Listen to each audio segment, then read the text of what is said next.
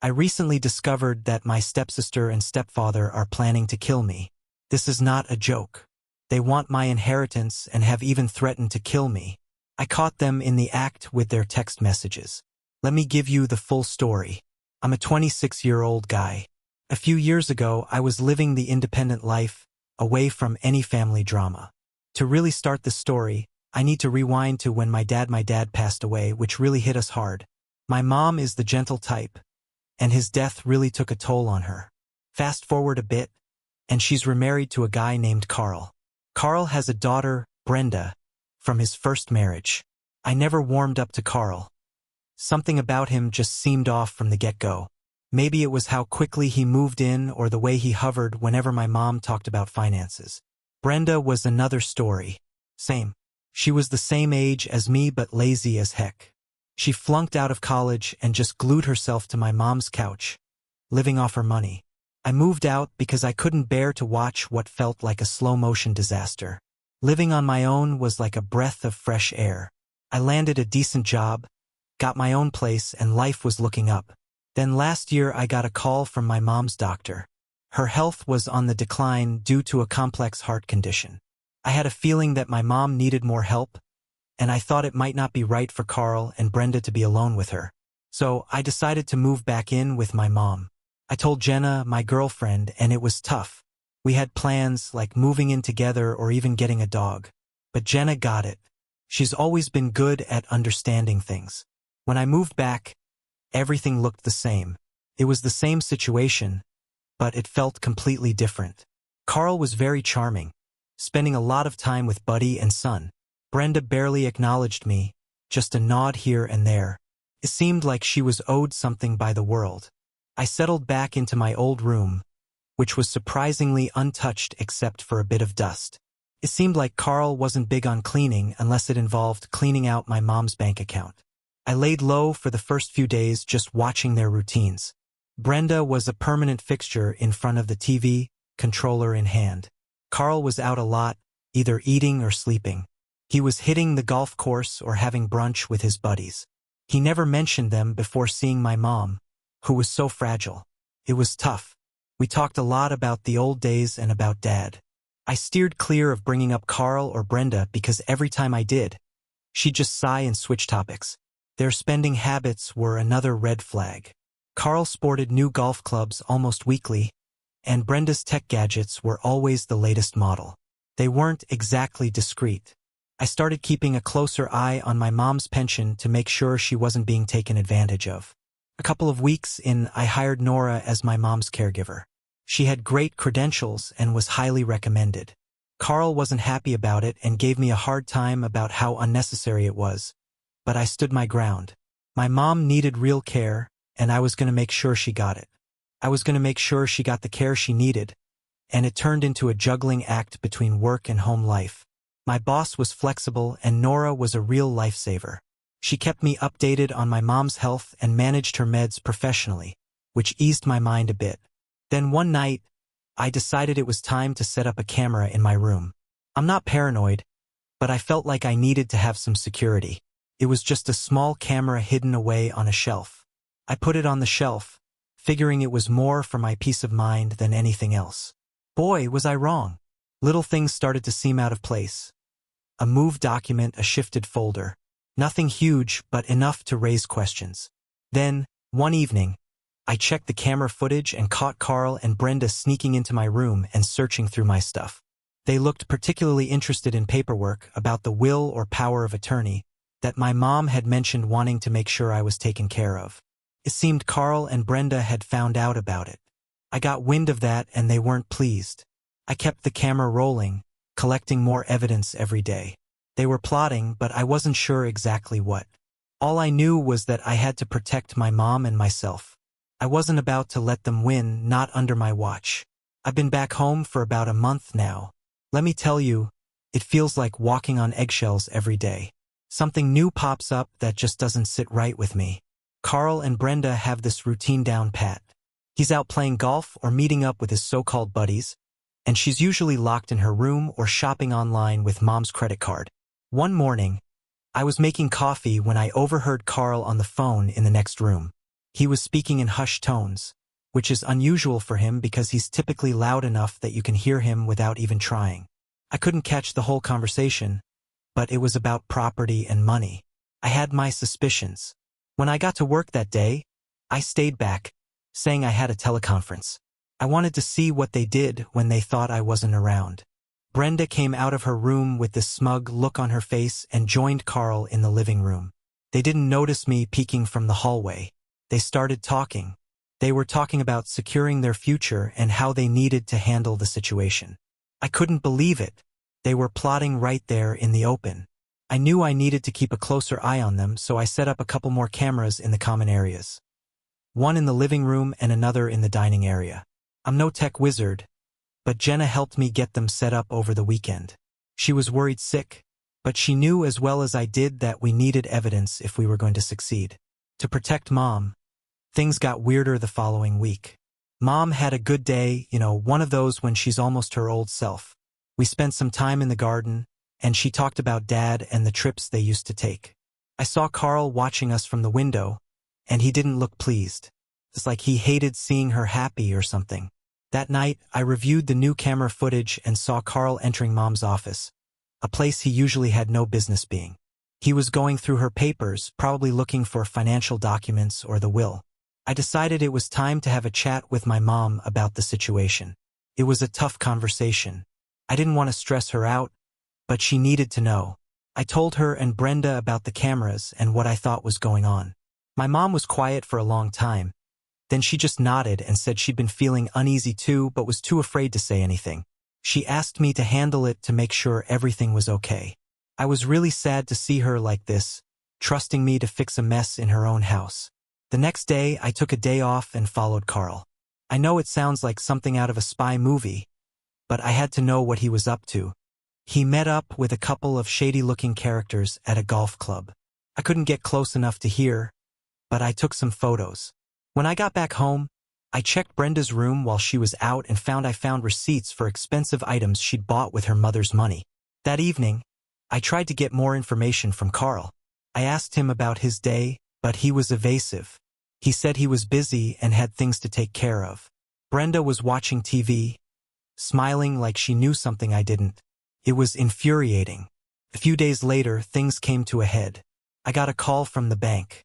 There had been some large transactions from her mother's account. I confronted Carl with the evidence of unauthorized transactions. He tried to brush it off, saying he was managing her finances and it was all under control. I saw right through him. I told him I had set up a meeting with the bank and our lawyer to go over everything. Carl's face went white. He tried to argue, but I was firm and told him this wasn't up for discussion. Brenda heard the commotion and came down, asking what was going on. When I told her, she flipped out, saying I had no right to interfere. She got pretty upset, saying I had no right to get involved, but I stuck to my guns.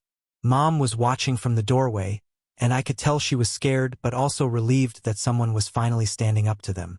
That night, I couldn't sleep. I kept replaying everything in my mind, wondering if I was doing the right thing. Jenna called and we talked for hours. She kept saying I was doing what was necessary, protecting Mom when she couldn't protect herself. It helped hearing that the next day. I think they were trying to sweet-talk Mom, to get her on their side before the meeting. I watched them from the kitchen, ready to step in if Brenda crossed a line. Carl avoided me altogether, which was fine by me. So here we are, the meeting with the bank and the lawyer is tomorrow. I'm nervous. It feels like everything's coming to a head, and I don't know what's going to come out of it. But I do know one thing. I'm not backing down. Not when Mom's safety and well-being are on the line. I'll fight these leeches with everything I've got for my safety and well-being. Stick around, folks. Chapter 3 is going to be a doozy. I can feel it. I'm going to pick up right where I left off. The big meeting with the bank and our lawyer is coming up. I was gearing up for it like it was the final boss in a video game. I couldn't sleep much the night before. I kept running through all the scenarios in my head. Morning came. It was time to go. I had all the paperwork ready, all the unauthorized transaction reports printed out, and the camera footage on a USB stick. I felt like a detective. I gathered all this evidence, and Mom was nervous. She kept fidgeting with her hands and jumping every time the phone rang. Carl was unusually quiet, which was a relief because his constant chatter usually bothered me. Brenda, on the other hand, was a mess. She was I tried to play it cool, but her pacing back and forth in the living room told another story. We headed to the bank first. The meeting was set up in one of those sterile conference rooms that always feel a bit too cold. Our bank manager, Mr. Thompson, was there along with a couple of other suits I hadn't seen before.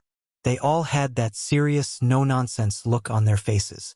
I laid out everything, showed them the transactions, the dates, the amounts, and how none of them matched up with Mom's usual. Mr. Thompson listened, nodding along and asking a few pointed questions here and there. Mom confirmed she hadn't authorized any of those expenses. Her voice was barely above a whisper, and I could tell she was embarrassed. It seemed like she felt she was causing trouble, but this was her money and her life.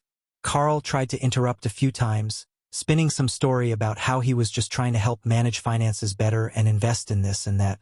However, Mr. Thompson wasn't having it. He shut Carl down pretty quickly and said they'd be conducting next up was the lawyer's office, which was even more intimidating than I'd expected. Our family lawyer, Mr. Daniels, has been with us since my dad's time. He's this grizzled old guy who looks like he's seen it all. I showed him the documents I'd brought, and his brow furrowed deeper with every page. When we showed him the camera footage, his reaction was something else. He paused. The video made him sigh and pinch the bridge of his nose. "This is serious," he said, looking up at Mom. "We might be looking at charges of financial abuse and fraud." Mom just nodded, tears in her eyes. She knew this was serious, but hearing it said out loud by someone like Mr. Daniels made it all too real. We discussed our next steps. Mr. Daniels suggested we change all of Mom's account passwords and security settings. He also recommended setting up a new will that would be airtight against any more of Carl. Brenda was up to her usual shenanigans. Mr. Daniels suggested getting a restraining order if things got worse, which seemed like a real possibility given how Carl and Brenda had been acting. When we left the lawyer's office, I felt a mix of relief and dread. We were doing the right things, but it was clear this was just the beginning. Carl was silent on the ride home, stewing. Brenda kept trying to text someone, probably looking for a way out of the mess she'd helped make. Things got tense. Carl packed up some of his things and left, saying he needed some time to think things over. Brenda locked herself in her room. Mom and I sat in the kitchen, not really talking, just sitting together trying to process everything. That night, I couldn't stop thinking about all we discovered and how far Carl and Brenda might still go.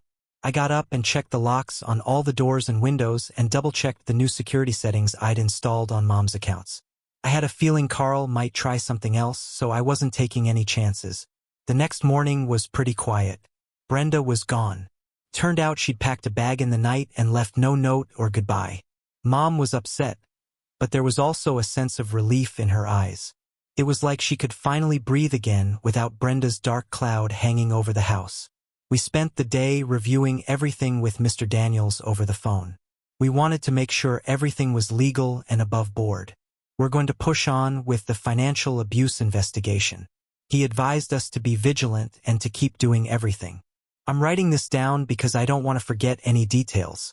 I don't know what tomorrow holds, but I'm here, watching, and ready to protect my mom from whatever Carl and Brenda might still throw our way. Stick around, guys. This story is far from over, and I've got a feeling there are still a few twists left in it. I'm just hoping we can find some peace at the end of this crazy ride. All right, folks, buckle up because things went from 0 to 100 real fast after Brenda bolted. The house was eerily quiet without her and Carl's constant scheming filling the air.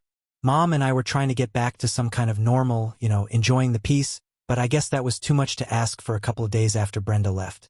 Carl came back, but I didn't even hear him come in. He used his key like nothing happened. I found him in the kitchen making coffee, like it was just another Tuesday. I was in the living room when I saw him, and I'll tell you, my heart started racing. I had no idea what his game plan was. He said, "Let's talk." I wasn't about to let him dictate anything, but I figured I'd hear him out. Maybe he was ready to cut his losses and move on. My mom came down when she heard his voice, and I saw She braced herself against the door frame. She looked scared, but there was also this steely kind of resolve in her eyes. No more Mr. Nice Guy, I guess. Carl had this whole sob story ready. He started talking about how he'd made some bad decisions but only ever wanted to help. He also mentioned how he missed my dad.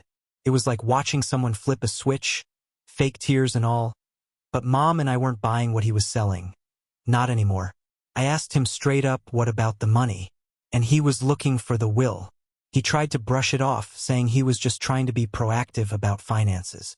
He thought he was doing the right thing, but I stopped him and showed him the printouts of the bank statements again. This time I had the transaction times and locations, which proved he was lying. It got heated, and Carl's facade started to crack. His real agenda came out when he admitted he'd been trying to secure his and Brenda's future because he was worried. He was worried about being left with nothing when his mom passed away. I couldn't believe he was talking about her like she was just a stepping stone to his comfort. Mom lost it. She told him she'd been too blind and too trusting because he'd been her connection to my dad, her late husband, someone she loved dearly. Hearing that broke my heart.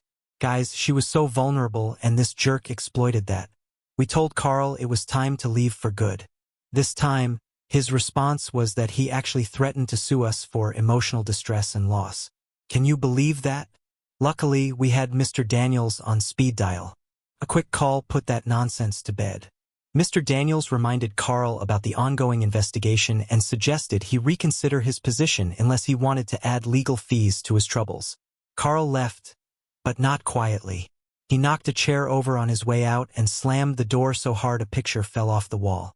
Mom and I just stood there in the aftermath, kind of shell-shocked. We spent the rest of the day going through every document. We checked the account to make sure Carl hadn't left us any more surprises that night. We talked a lot about what we'd do next. It was clear we needed a fresh start and some new boundaries.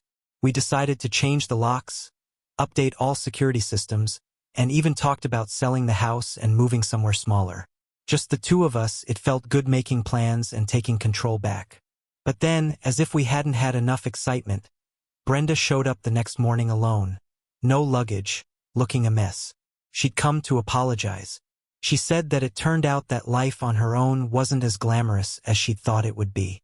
She was broke, her friends had ditched her, and here she was crawling back to her mom's.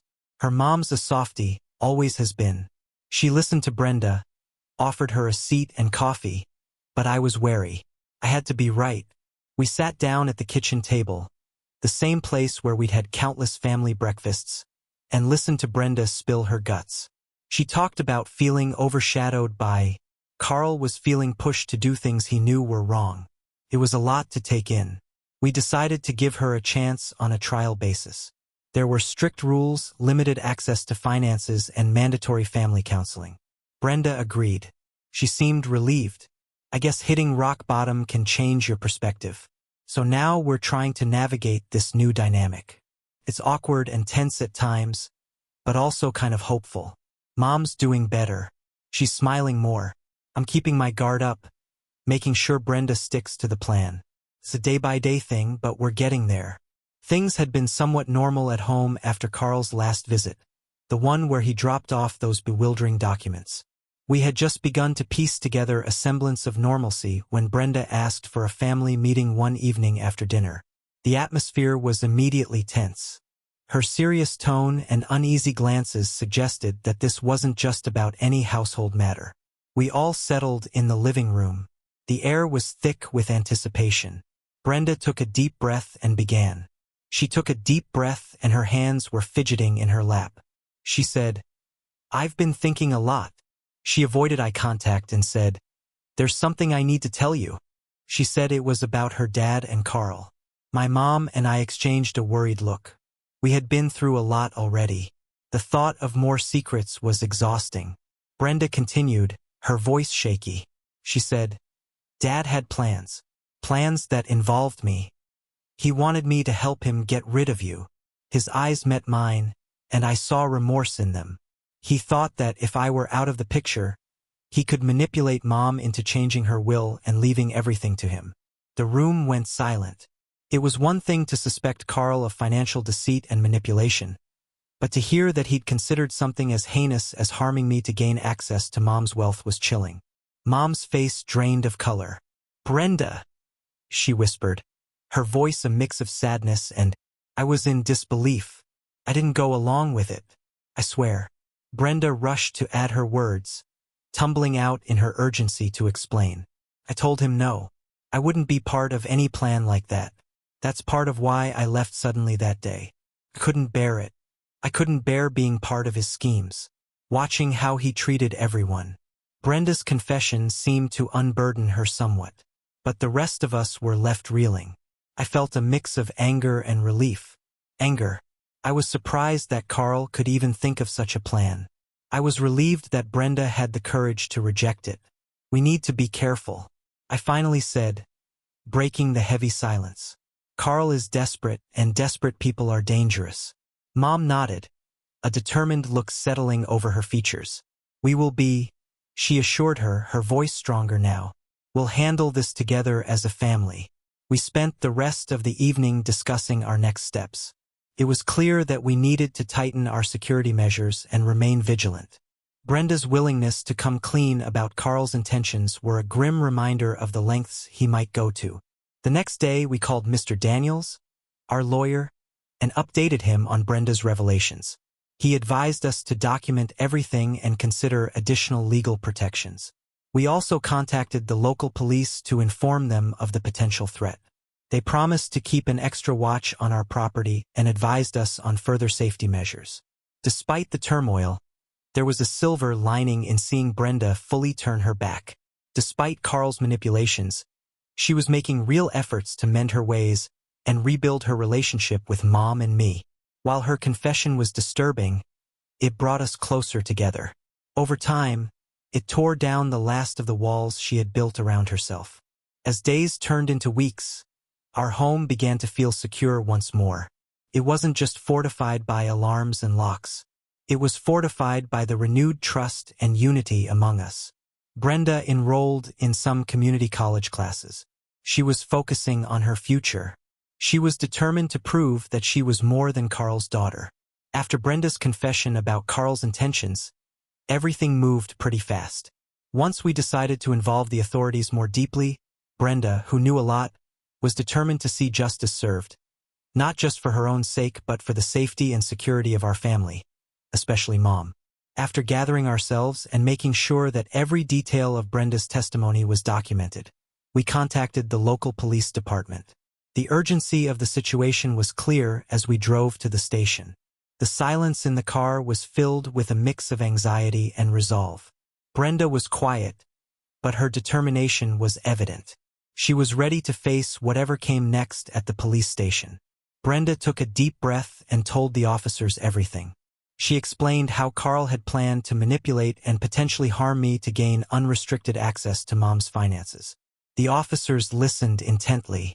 They looked shocked and serious as they took notes. It was clear that they understood how serious her revelations were. The police took action quickly based on Brenda's detailed account and the evidence we had gathered over time, including financial records, Carl's erratic behavior, and threats. The case against him strengthened rapidly. They coordinated with our lawyer, Mr. Daniels, who provided additional legal documentation and testimony that supported Brenda's claims. Within days, an arrest warrant was issued for Carl. The police caught him at his residence without incident. He seemed resigned, perhaps finally understanding the severity of his actions and the inevitability of facing consequences. News of his arrest spread quickly in our community. Word of Carl's arrest spread quickly in our community. There was a mix of disbelief and relief among those who knew our family. Carl's subsequent trial was the culmination of all the efforts and truths we had painstakingly gathered. Brenda was called to testify, and despite the high emotions of seeing Carl again, she stood strong. Her voice didn't waver as she recounted the manipulation and threats. Her testimony painted a clear picture of Carl's manipulative nature and malicious intent. The evidence against Carl was overwhelming. There were financial discrepancies, Brenda's testimony, and other evidence from other investigations. The case was rock solid. The courtroom was tense as the jury came back with their guilty verdict on multiple counts of fraud, attempted extortion, and endangerment. Carl was sentenced to a long time in prison for his crimes against our family. The judge was stern as he addressed Carl, condemning his actions and the betrayal of trust that had endangered the lives and well-being of a family that had once he was welcomed. The relief in the courtroom was obvious as the gavel fell. My mom held my hand tightly, with tears of relief and a bit of sorrow in her eyes. It was over, at least the legal battle.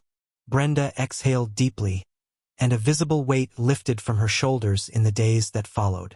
Our family began the slow process of healing.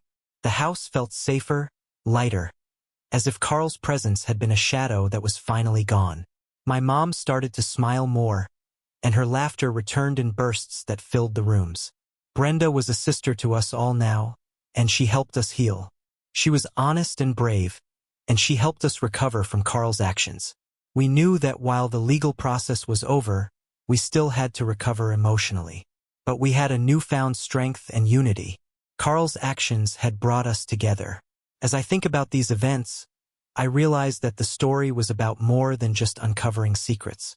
Deceit, as it was about discovering the resilience and depth of our family bonds, tested us, but it didn't break us. We came out stronger, closer, and more protective of one another. Carl's imprisonment was a closure of a painful chapter, but it was also the beginning of a new one for us.